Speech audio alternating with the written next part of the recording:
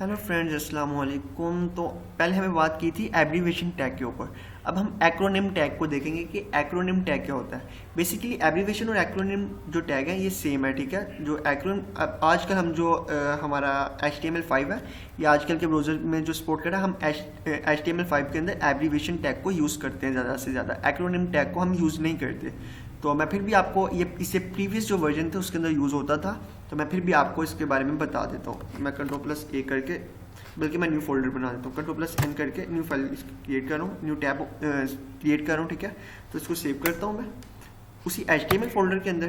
किस नेम से? एक्रोनिम है ACRONYM, ठीक है। और एक्सटेंशन क्या देंगे? HTML। और इसको जैसे सेव करूँगा एमिट एब्रीवेशन इंस्टॉल हो चुकी है। मैं इसका बेसिक स्ट्रक्चर डिफाइन कर देता हूँ, ठीक है।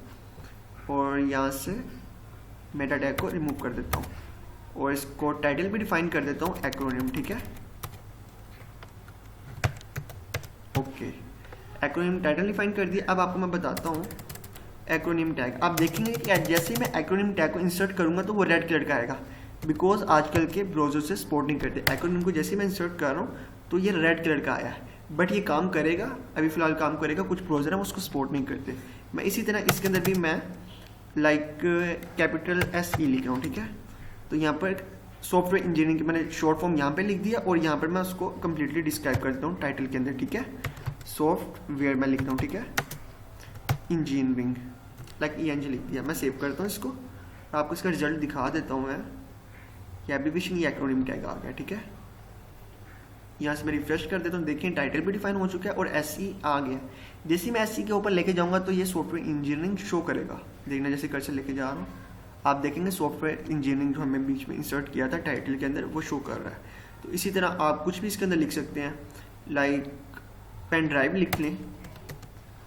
यहाँ से पेन ड्राइव लिख लें, मैं पेन ड्राइव लिख रहा हूँ,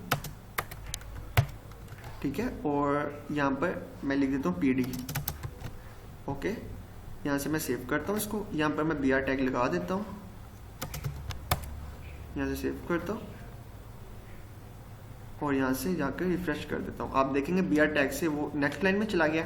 और जिसने BR टैग के बारे में नहीं पढ़ा, मैंने पिछले जो प्रीवियस लेक्चर था उसके अंदर भी बताया था कि आप प्रीवियस लेक्चर देख सकते हैं। मैंने कम्प्लीटली डिस्क्राइब कर दिया था, तो आप देख सकते हैं प्लेलिस्ट में जाकर।